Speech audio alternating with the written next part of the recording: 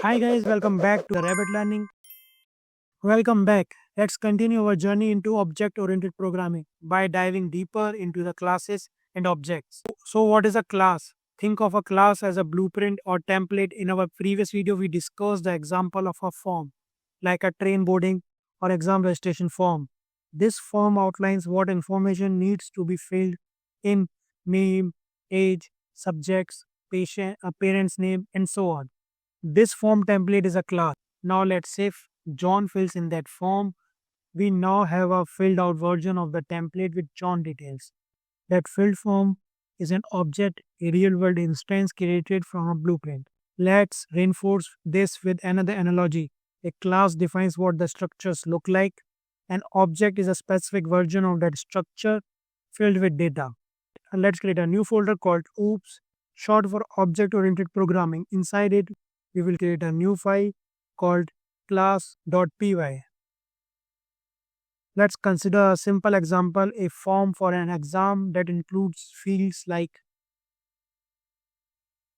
name, age, electives, father's name.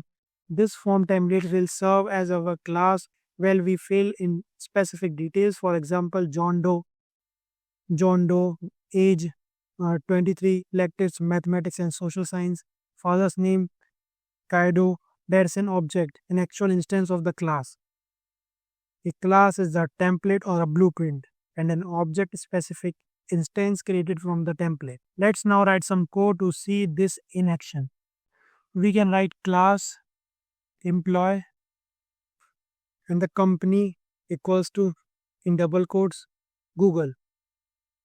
Now we can create a method def get salary and self inside the parentheses, then return 90,000. We have defined a class called employee with the class level variable company and a method getSalary that returns a fixed salary of 90,000. Now let's create an object of this class. E equals to employee print e dot getSalary, and don't forget the parenthesis.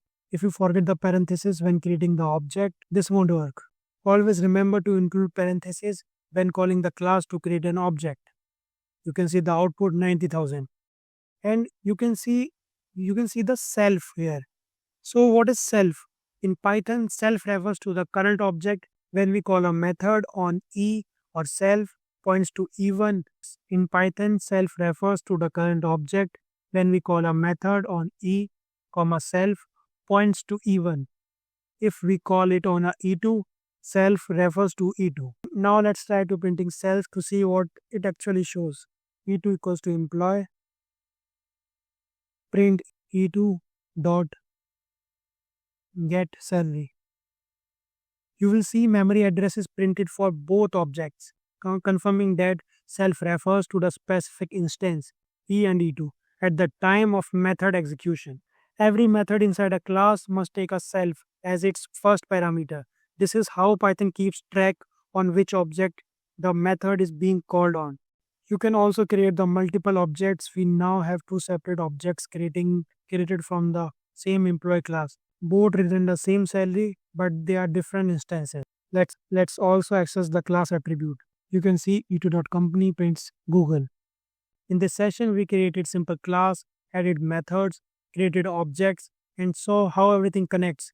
In the next video, we will take this forward and learn about constructors, a special method that helps initialize objects with specific data. So see you there. Bye bye.